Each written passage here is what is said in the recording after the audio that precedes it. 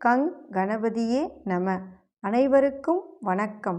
கந்த புராணத்தின் இந்த பதிவை உங்களுடன் பகிர்ந்து கொள்வதில் மிக்க மகிழ்ச்சி அடைகிறேன். இச்சாசக்தியாகிய வள்ளியும் கிரியாசக்தியாக தெய்வானையும் விளங்க ஞானவேல் தாங்கி மயில் வாகனத்தில் வலம் வரும் முருகப் பெருமானை நம் மன வாகனத்தில் ஏற்றி வைப்போம். 16 பேறுகளையும் தன் 12 கைகளாலும் வாரி வழங்குவான் நம் வடிவேலன். கந்த புராணம் 4 யுத்த காண்டம். அதில் 11 திருமுருகன் சூரபத்மன் போராட்டம். வீரபாகு விரைவாக மற்றொரு ரதத்தில் ஏறிக்கொண்டு வாயவ்யம் ஆக்னேயம் ஆகிய 2 அஸ்திரங்களையும் சேர்த்து அசுரனின் மீது பிரயோகித்தான். அதி பலசாலியான சூரபத்மனோ அந்த அஸ்திரங்களுக்கு பதில் அஸ்திரத்தை தொடுக்காமல் வாளாயிருந்து விட்டான். அந்த 2 அஸ்திரங்களும் பாறாங்கல்லை காட்டிலும் அதிக உறுதியான சூரனின் மார்பில் மத்தியில் போய் விழுந்து தூள் தூளாக சிதறிவிட்டன. அதை கண்ட வீரபாகு அவன் மீது யமனாஸ்திரம் சூர்யாஸ்திரம் ஆகிய 2 அஸ்திரங்களையும் சேர்த்து விடுத்தான். அந்த அஸ்திரங்களும் அவனுடைய மார்பில் பட்டு நுனி முறிந்து கீழே விழுந்து விட்டன. அதன் பிறகு வீரபாகு அளவு கடந்த கோபத்தோடு வாருணாஸ்திரம் ஐந்தாஸ்திரம் ஆகிய 2 அஸ்திரங்களையும் சேர்த்து பிரயோகித்தான். ஆனால் அந்த அஸ்திரங்களும் பயனில்லாமலேயே பூமியில் சிதறி விழுந்துவிட்டன. உடனே வீரபாகு நாராயணாஸ்திரத்தையும் பிரம்மாஸ்திரத்தையும் சேர்த்து பிரயோகித்தான்.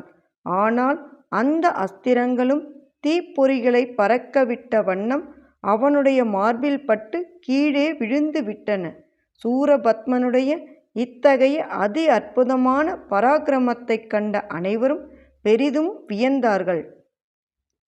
அச்சமயம் சூரபத்மன் வீரபாகுவை நோக்கி, அடே வீரபாகு, உன்னால் என் மீது விடப்பட்ட திவ்யமான பல அஸ்திரங்களும் நான் பதில் அஸ்திரங்கள் விடாமல் இருக்கும் நிலையிலேயே வீணாகிவிட்டன.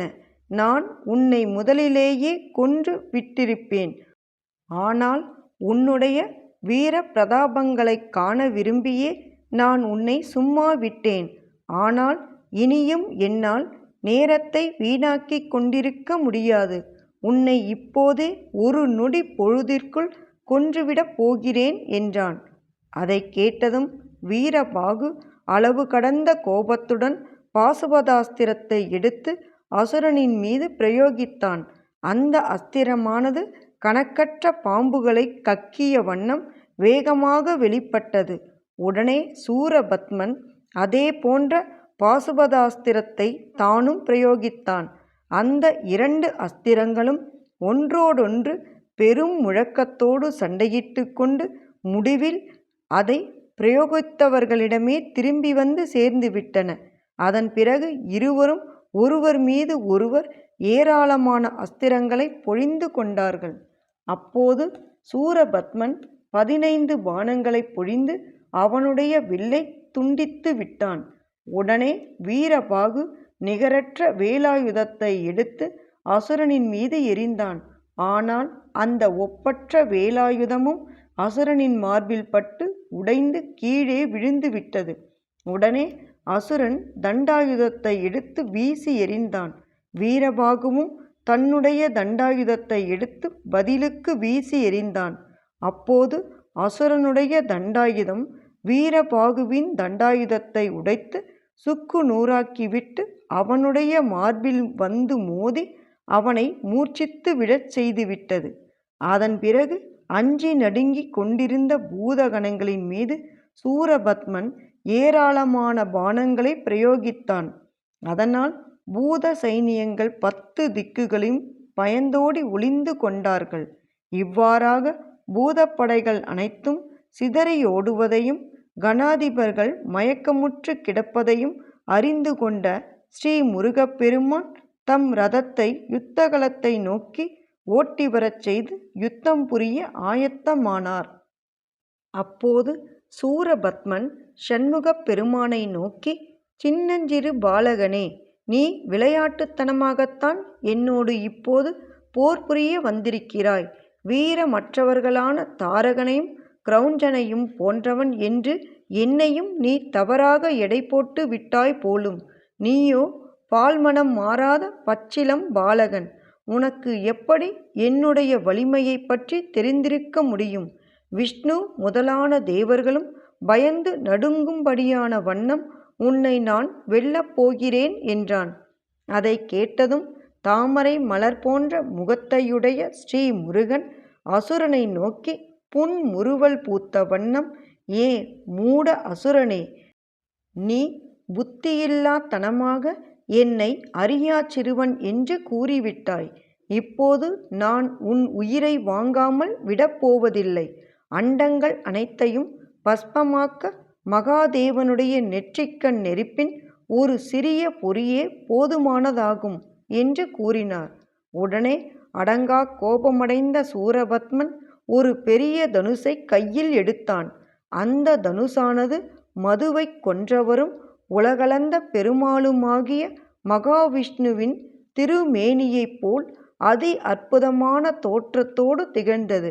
அவன் அந்த தனுசில் நாணேற்றியவுடன் அதிலிருந்து கிளம்பிய சப்தத்தினால் 7 சமுத்திரங்களும் ஒன்று சேர்ந்து கரை புரண்டு ஓடி வருவதைப் போன்ற பெருத்த முழக்கம் உண்டாகியது. உடனே தேவசேனாபதியாகிய ஸ்ரீ குகனும் காலக்கினி ருத்ரமூர்த்தியைப் போல் திகழும் மிகச் சிறந்ததான ஒரு தனுசை கையில் எடுத்து அதில் நாணை மீட்டி பேரொளியை இழுப்பச் செய்தார். அண்டங்கள் அனைத்தும் ஏக காலத்தில் வெடித்ததைப் போன்ற பெரும் சப்தம் அப்போது உண்டாயிற்று. அதன் பிறகு சூரபத்மன் அவருடைய தேகத்திலும் இரதத்திலும் ஏராளமான பாணங்களை பிரயோகித்து நிரப்பினான். முருகப்பெருமானோ கணக்கில்லாத பாணங்களைப் பொழிந்து ஆகாயத்தின் மத்தியையும் அப்பாணங்களினாலேயே மறைத்து விட்டார். சூரபத்மன் அளவு கடந்த கோபத்தோடு அவருடைய பாணங்களையெல்லாம் முறியடித்து அவரை நோக்கி 10,000 பாணங்களை விடுத்தான். முருகப்பெருமானும் அவருடைய பாணங்களையெல்லாம் தூள் தூளாக்கிவிட்டு மகத்தான 14 பாணங்களை அவனுடைய 2 கைகளையும் நோக்கி பிரயோகித்தார். அப்பாணங்கள் அனைத்தும் அசுரனுடைய கைகளில் பட்ட மாத்திரத்திலேயே நுனி மழுங்கி கீழே விழுந்து விட்டன. அதை கண்டதும் சண்முகர் கூர்மையான 1000 பாணங்களை விடுத்து அவனுடைய வில்லை அறுத்தெறிந்தார். அதன் பிறகு அசுரன் வேலாயுதத்தை எடுத்து அவரை நோக்கி பிரயோகித்தான். அந்த வேலாயுதத்தை 14 பாணங்களினால் முருகப்பெருமான் முறியடித்து விட்டார். அதன் பிறகு இருவரும் ஏராளமான பாணங்களை பொழிந்த வண்ணமே அதி ஆவேசமாக போர் புரிந்தார்கள். சூரபத்மன் அவருடைய கையில் 7 பாணங்களை பிரயோகித்தான். அப்பாணங்கள் அனைத்தும் அப்பெருமானுடைய புஜத்தில் பட்ட மாத்திரத்திலேயே தூள் தூளாகி கீழே விழுந்துவிட்டன. உடனே முருகப்பெருமான் அளவு கடந்த கோபாவேசத்தோடு 14 பாணங்களினால் அவனுடைய வில்லையும் 1000 பாணங்களினால் அவனுடைய தேரையும் 14 லட்சம் அஸ்திரங்களினால் உறையிட்டு மூடப்பட்ட நிலையில் அணிவகுத்து நின்றிருந்த ஏராளமான ரதங்களையும் வரிசையாக உடைத்தெறிந்தார். உடனே சூரபத்மன் பேரொளியோடு கர்ஜித்த வண்ணம் தன்னுடைய சூலத்தை விட்டெறிந்தான். அந்த சூலத்தை 4 பாணங்களினால் முருகப்பெருமான் தகர்த்தெறிந்து விட்டார். மேலும் 7 பாணங்களினால் அவனுடைய வெண் குடையையும் 1 பாணத்தினால் அவனுடைய கிரீடத்தையும் மற்றும் பல பாணங்களினால் அவன் உடலில் அணிந்திருந்த ஆபரணங்களையெல்லாம் அறுத்து கீழே விழச் செய்தார். சூரபத்மனோ வெட்கி தலை குனிந்து பரிதாபமான நிலையில் நின்றான். அதை கண்ட அசுர படை வீரர்கள் அனைவரும் ஒன்று சேர்ந்து கருணை கடலான முருகப்பெருமானுடன் தீவிரமாக போரிடலானார்கள். ஓம் சரவண பவ. எண்ணிய பொருளை அருளச் செய்யும் கந்த புராணத்தை காதலுடன் இப்புவியில் படிப்போர் கேட்போர் நினைப்போர் யாவரும் பசு பத்தினி உறவினர் புத்திரன் ஆகிய அனைவரோடும் ஆனந்த வாழ்வை வாழ்ந்து இந்திரனைப் போல தலைமைத்துவமும் இன்பமும் மிக்க வாழ்வையும் வாழ்ந்து இறுதியில் பரமானந்த நிலையாகிய சிவபத பேரும் பெறுவர். வேலும் மயிலும் சேவலும் துணை.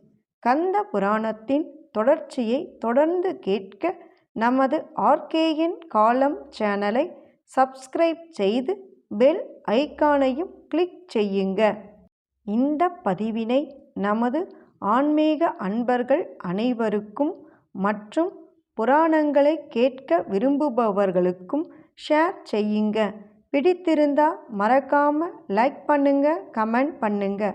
தொடர்ந்து கேட்பவர்கள் அனைவருக்கும் எனது மனமார்ந்த நன்றி.